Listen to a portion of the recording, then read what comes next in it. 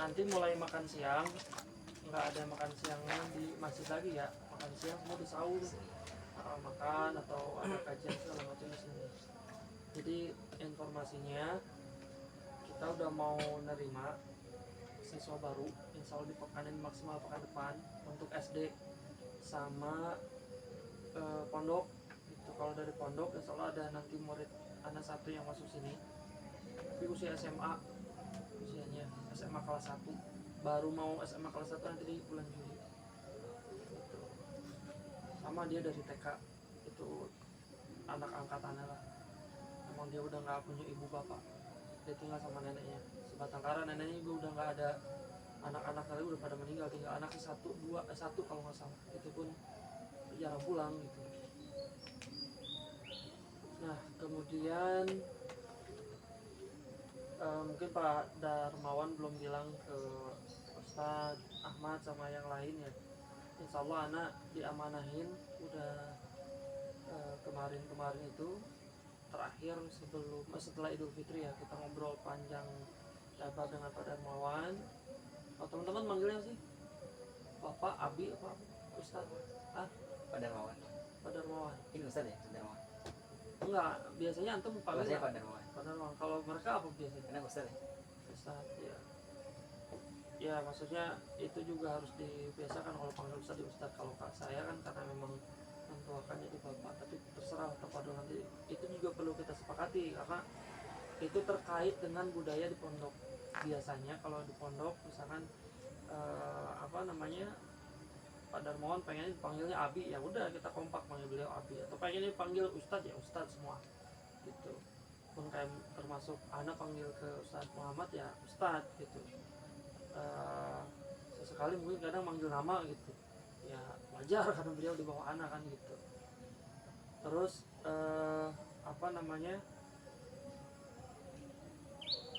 kan udah nggak ada nih Pak Bustami udah nggak kesini lagi. Walau alam ke depan, Anda tanya ke Ustadz Darmawan, nggak tahu, Anda juga nggak dikabarin katanya begitu. Tapi beliau udah pulang ke rumahnya, bukan lagi mudik, udah pulang.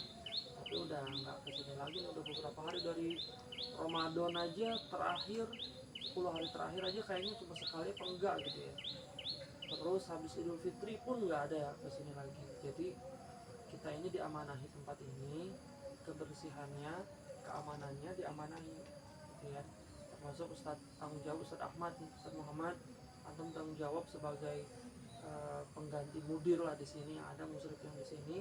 Kedepannya Anda mau bikin jadwal piket, tapi jadwal piket itu nggak cuma Iwan ya. Kedepannya juga pengen santri awat juga harus ada jadwal piket. Anda sempat datang ke tempat santri awat pun sama, kotor, kumuh kelihatannya, dan itu kenyataan, bukan sesuatu yang harus dihindari. Pun sama ketika datang ke sini ngelihat kamar mandi itu kumuh, itu kotor banget. Selain daripada posisi bentuknya, kemudian pemilihan keramik dalam kamar mandi yang salah gitu, itu fatal sebetulnya, karena jadinya kayak berlumut tapi susah dihilangin item-item itu tuh gitu. Idealnya kamar mandi itu keramiknya warnanya cerah, kalau nggak marmer sekalian yang bagus, kalau pengen murah ya warna-warna cerah, misalkan biru kah, atau minimal kayak gitu lagi tuh dalam itu keramik dalamnya, jadi rapi gitu. Ini kelihatannya pas masuk tuh langsung udah gitu warnanya warna tanah kan, jadi warna tanah tak ada item-item itu.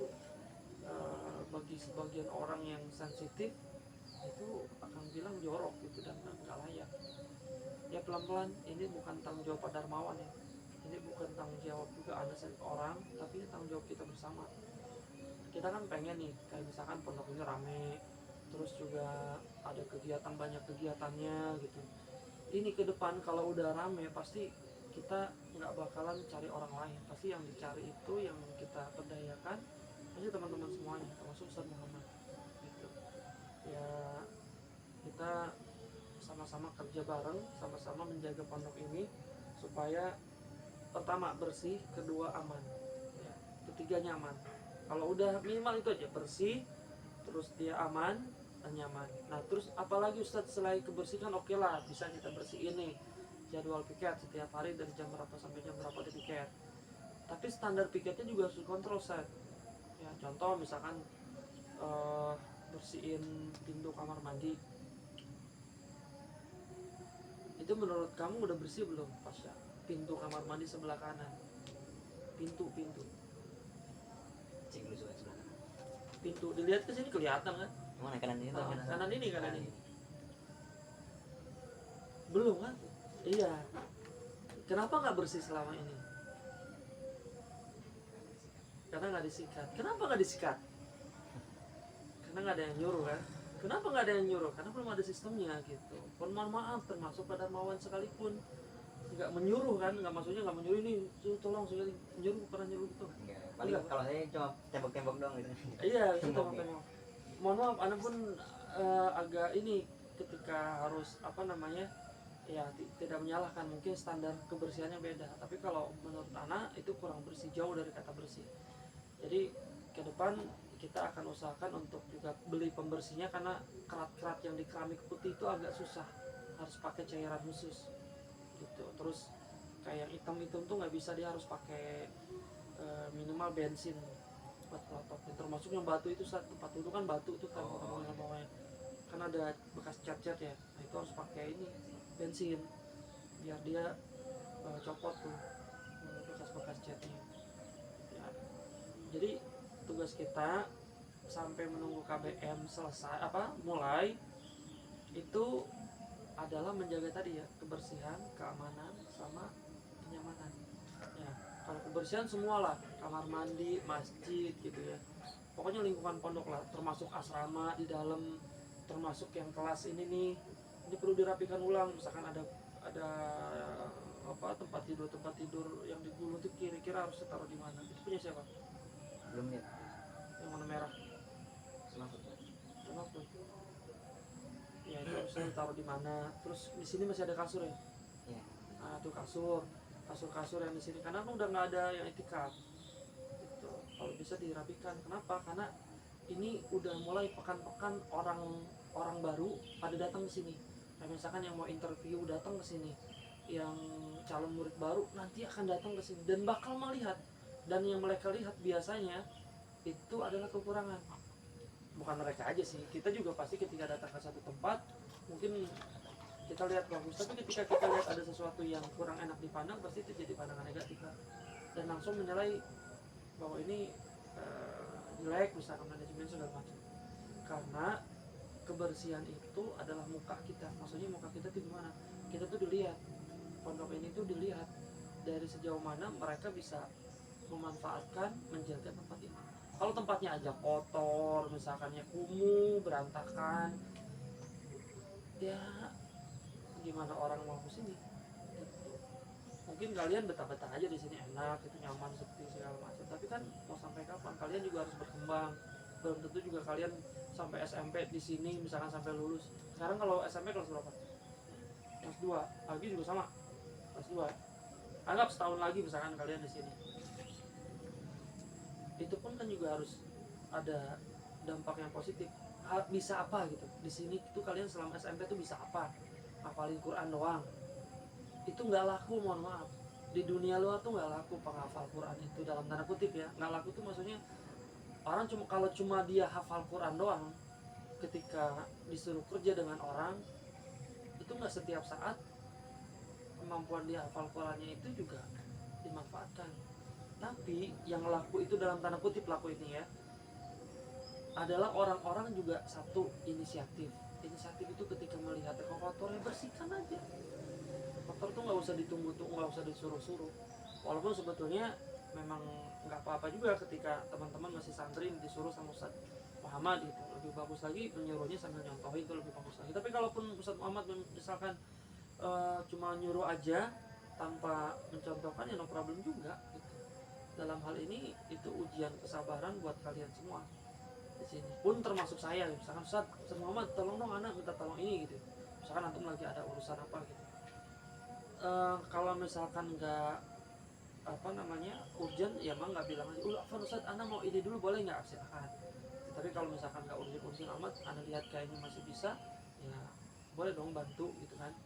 Tapi kalaupun misalkan aduh anak lagi kurang sehat, oh udah Afan misalkan, paling kan gitu ya. Tapi anak harap ketika ke depan nanti kita bakalan sering ketemu nih, bakalan sering ketemu. Yang Ana harapkan ketika orang-orang yang bertemu dengan Ana itu meningkat, baik secara kemampuan dia mengelola emosinya, baik secara skill, baik secara pemahaman intelektualnya. Kalau secara spiritual ya mudah-mudahan itu tertular dari Ustadz Muhammad, Ustadz Mahfud gitu ya, ya yang lebih tinggi dari anak. Tapi kita hidup di dunia nggak cuma butuh spiritual aja, ternyata kita butuh skill, kita butuh orang lain tuh nyaman kalau dengar apa, kalau deket kita itu gimana, ada seninya kan gitu. Terus juga ya terutama adat dan akhlak ya ketika kita berinteraksi dengan orang lain. Kemudian masalah kebersihan, bisa nggak kira-kira kalau mulai saat ini misalkan kita nih teman-teman semua lah, termasuk saya juga ya, ketika keluar asrama itu wajib menggunakan alas kaki. Bisa nggak usah pakai hukum-hukuman lah, hukum-hukuman udah nggak zaman, inisiatif aja ya. Kan harusnya kemarin juga katanya kalau telat denda ya Ustaz. Denda berapa? 10 juta 10.000. Kamu telat nggak kemarin datang ke sini? Telat. Kamu telat nggak? Telat juga. Ini santai aja karena nggak ada denda kan. Tapi ke depan nggak mau saya kayak gitu. Oke, nggak apa-apa nggak ada denda 10.000 gitu ya, nggak ada denda secara material gitu, no problem, nggak apa-apa. Tapi ayo dong kita merasa sama-sama memiliki tempat ini, jaga kebersihannya. Ketika keluar pondok asrama wajib menggunakan alas kaki ya, wajib menggunakan alas kaki mau kemanapun itu, mau cuma kesini doang nih misalkan, wajib menggunakan alas kaki. Karena ini masjid kita ini sensitif, terasnya itu warnanya putih gitu, dan belum ada ininya nih apa namanya, atapnya lah. Jadi kalau hujan tuh pasti basah ke situ, becek gitu, jadi sensitif. Makanya kita harus jaga, kalau bukan dari kita siapa lagi. Kedua, ketika kita melihat itu kotor dan ada di depan mata kita ya, itu adalah peluang amal yang sengaja Allah tampakkan. Jadi harus segera tuh sebelum orang lain yang ngambil itu. Masjid ini kan rumahnya Allah ya, percaya nggak kira-kira? Serius nih, rumahnya Allah apa punya Pak Darmawan ini maksudnya? Hah? Rumahnya lagi, ini menurut kamu ini rumahnya Pak Darmawan? Pak Darmawan yang bikin atau Allah nih? Hah? Benar, Allah mungkin gitu. Menurut kamu ini siapa yang bikin? Pak Darmawan yang bikin? Dia kagak bisa nongkang. Pada hakikatnya ini tuh rumahnya Allah. Yang bikin Allah. Pak Darmawan kalau nggak dikasih rezeki, nggak dikasih umur sama Allah, nggak mungkin bisa bikin masjid ini. Itu. Dan adanya masjid di sini itu udah pasti menjadi ujian dan ladang amal buat kita. Terutama kalian yang tinggal di sini. 24 jam kan sama di sini. Jadi siapa lagi kalau bukan kita yang jaga di sini? Kalau kita harus ngandelin orang lain, ya mohon maaf, mungkin kayak misalnya Pak Ustadz Bustami, umurnya udah tua, sering sakit pinggang, pendengaran berkurang kan, kadang kita ngomong nggak dijawab, harus kencang dulu baru loading dulu kan jawabnya juga. Itu ujian juga buat kita, bagaimana kita bersikap kepada beliau.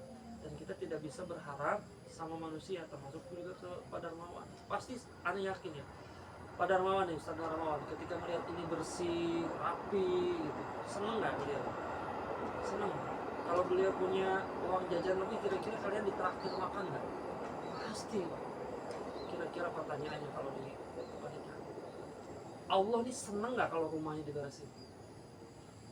Kira-kira Allah sama Pak Darmawan kayaan siapa? Allah. Kayaan Allah. Jauh lah, nggak ada bandingannya lah, jauh. Pak Darmawan makhluk, Allah tuh sang pencipta. Kira-kira kalau teman-teman bersihin ini, Allah seneng nggak? Seneng nggak? Ada sampah misalkan lagi lewat, ada sampah plastik, terus di lingkungan pondok ini, lingkungan masjid, terus kamu pungut nih, dibuang ke tong sampah. Kira-kira Allah tahu nggak? Misalkan Ustadz Muhammad nggak lihat, Ana nggak lihat, Pak Darmawan nggak lihat, tapi Allah lihat nih. Iya. Kira-kira dibalasnya sama Allah? Balas. Hah? Iya. Dibalasnya 1 atau 10? 10. 10. Itu tahu ya teorinya ya. Cuman kadang memang prakteknya, saya paham di usia kalian itu butuh orang sosok yang menyiapkan. Ya, jadi saya ditugaskan oleh Ustadz Darmawan untuk menjadi ketua bidang pendidikan baik di pondok maupun di SD. Jadi ke depan tanggung jawab saya selain juga kepada kalian ya teman-teman anak-anak nih pun termasuk Ustadz Muhammad dan santri-santri yang lain, itu menjadi tanggung jawab saya secara umum, kebersihannya, kerapihannya, kenyamanan dan segala macam. Jadi saya mohon kerjasamanya ke depan untuk bisa kita saling kerjasama ya. Kita pengen ngadain kegiatan, sebetulnya kegiatan udah ada di otaknya, udah banyak sebetulnya untuk kegiatannya di sini. Cuman untuk saat ini untuk undang orang luar itu masih terbatas sifatnya. Kita belum bisa ngadain kajian yang memang mengundang orang banyak karena izin kita belum keluar, izin keramaiannya itu proses. Dan sebagai info juga, ini kemarin katanya sempat dipermasalahkan ya di grup Ustaz ya, mengenai tanah ini. Apa tanah ini sih? Kalau lihat di grup tuh kayaknya tanah ini ya, pasum soalnya. Kalau ini kan hak milik ya, kayaknya tanah ini sempat dipermasalahkan sama warga. Bagi anak sih itu udah biasa, kalau udah awalan pondok sekolah awal itu begitu singgungan dengan masyarakat biasa. Cuman kita kenapa ada begitu tuh, kenapa coba ada masalah, tahu nggak kenapa? Kita lagi ada kan teman-teman mah nggak tahu masalah ya, maksudnya masalah tentang perizinan ini nggak nyampe ke situ kan. Tapi ini menjadi pembelajaran kami ini sebagai para pembina gitu ya. Anda kasih tahu Ustaz Ahmad, pada Mawan kasih tahu Anda dan teman-teman di grup itu. Harusnya kita sebagai ulil albab itu kan orang yang pikirannya jalan, ingatnya gitu ya. Pikirannya jalan itu maksudnya apa sih? Ya dia kalau ada masalah tuh tahu gitu. Ini tuh kenapa Allah kirim masalah ini. Pertama, ketika kita tidak bisa menyelesaikan masalah, bisa nggak menyelesaikan masalah tanah ini? Nggak bisa kan? Kamu bisa nggak? Nggak bisa. Ustaz Ahmad juga nggak bisa. Apalagi anak juga sama, nggak bisa nih. Bukan siapa-siapa, suratnya nggak ada, nggak tahu gitu. Terus apa yang bisa kita lakukan supaya masalahnya selesai? Apa sih? Kan padahal lagi punya masalah nih, masalah tanah, tapi kita nggak bisa apa-apa nih. Apa kira-kira Ustaz?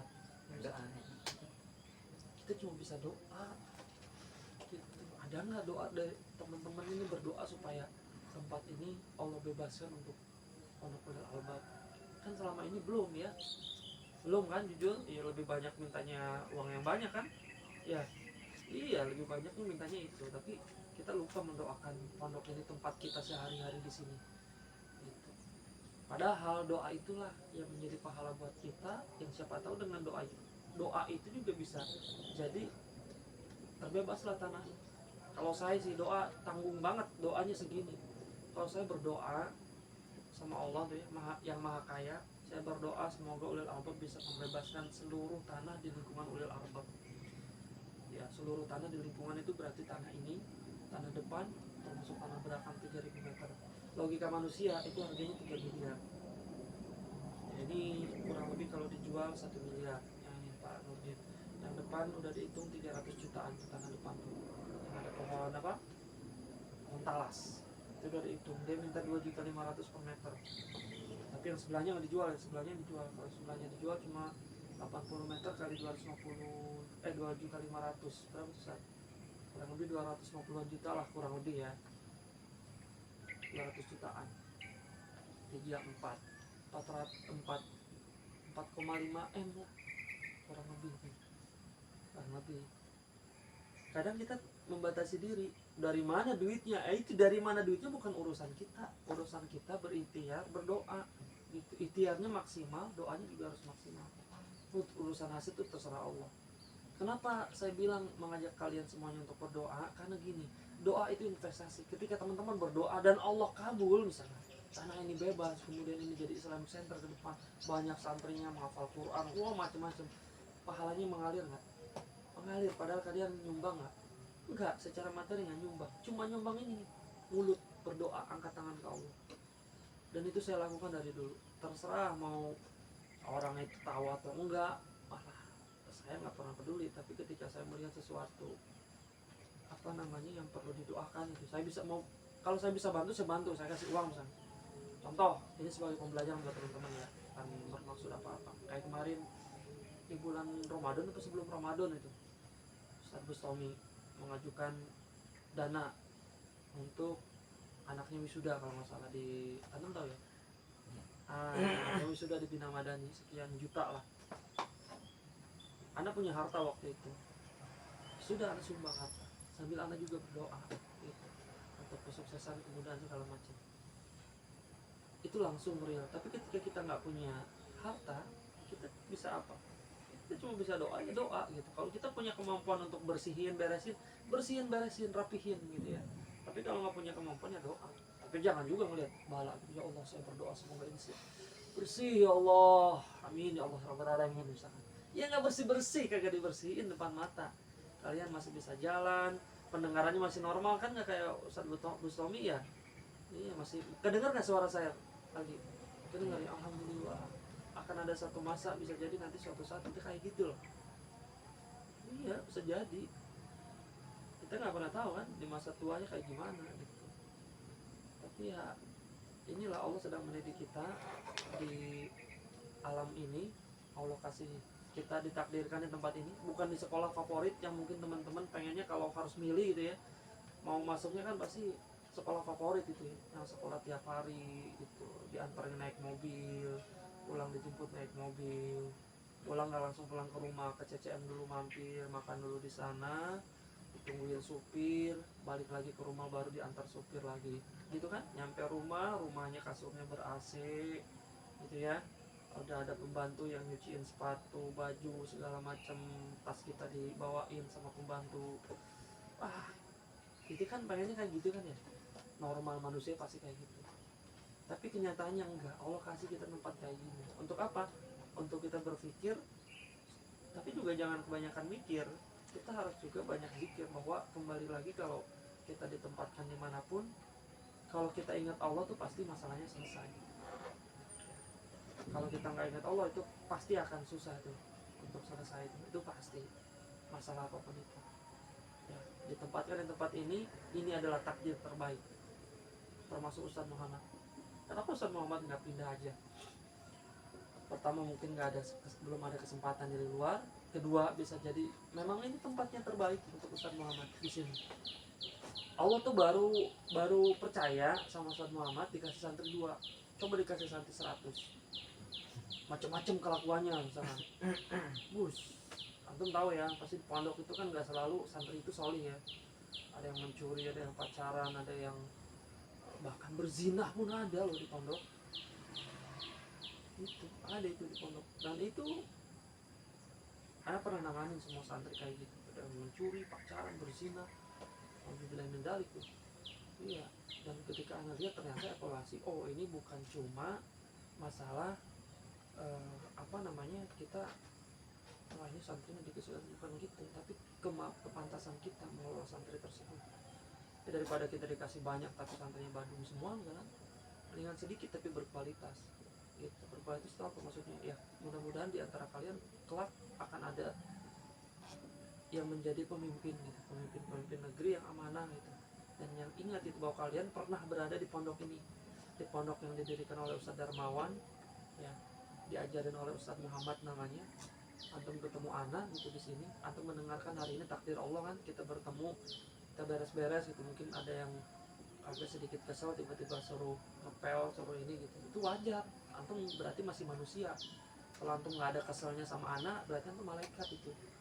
Pasti setiap orang yang ketemu anak tuh mungkin ada satu momen, satu waktu itu agak keseret gitu. Keseret tuh malesnya sebetulnya kan jiwa kita ini, ruh kita ini kan terdiri dari ruh kan ya. Ruh kita ini kan pasti pengen yang baik-baik. Contoh kayak misalkan bangun tahajud, pengennya ruh itu kan bangun tahajud, tapi nafsu itu kan menutupi ya, untuk malas, ntar aja tanggung, nunggu 10 menit lagi, sekarang dan seterusnya. Itu nafsu gitu.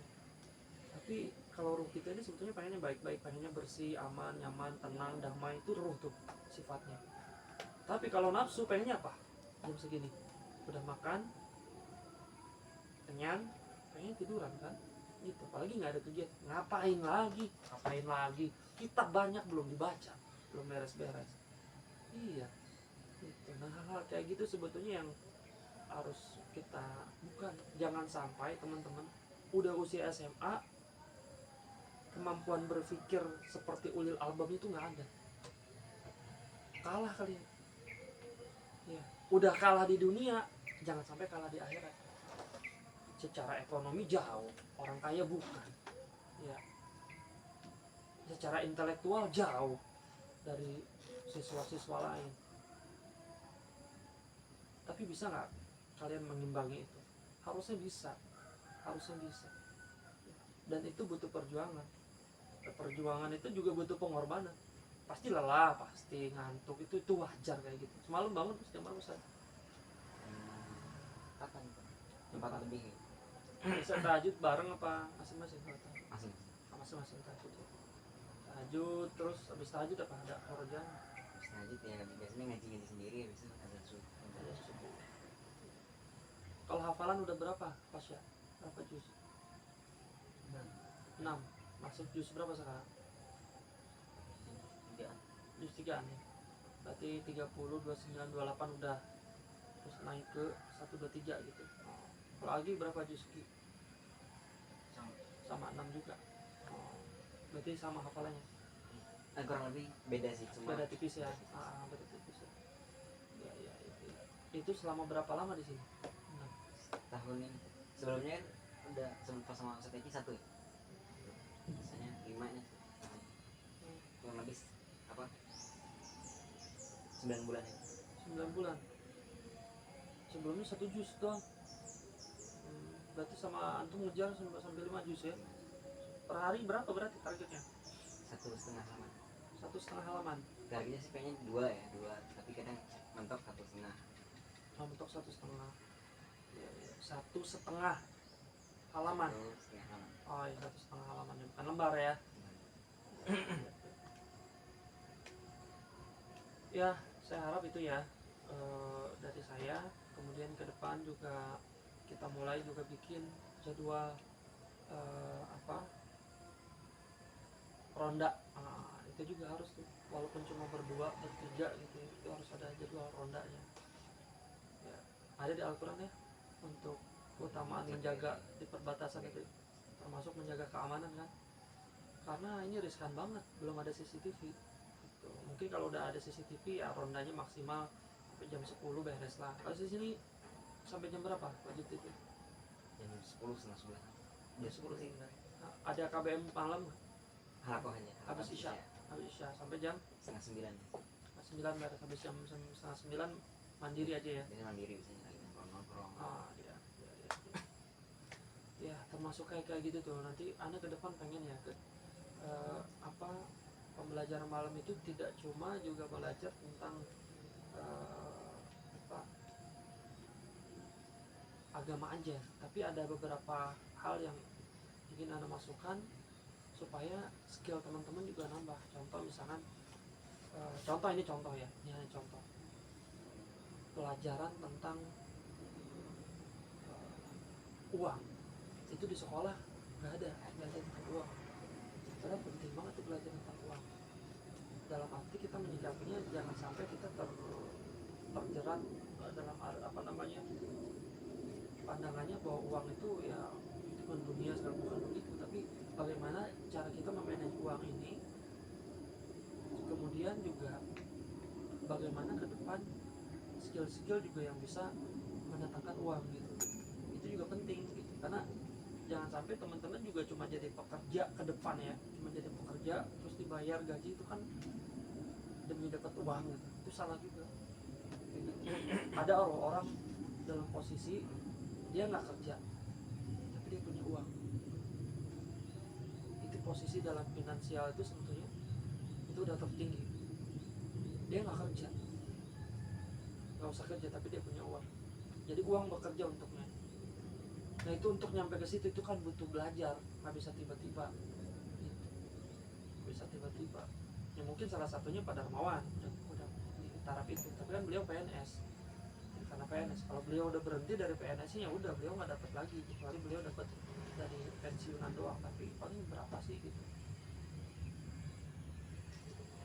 Dan hal lain kayak skill teman-teman kayak kemarin memanah aja udah pada habis ya arrownya ya.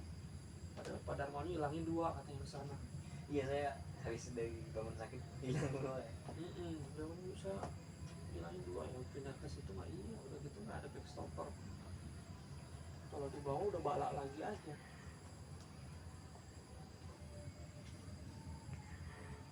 Ini kalau hujan udah kayak kolam kayaknya ya, becek ya. becek ya.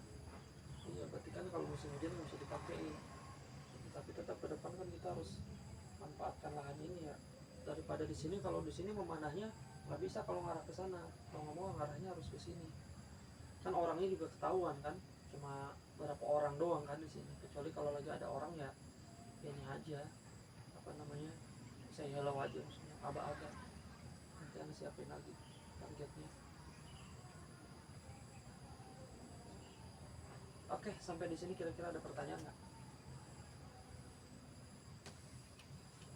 Kan waktunya lama nih teman-teman ya. Teman-teman waktunya belum ada penjelasan dari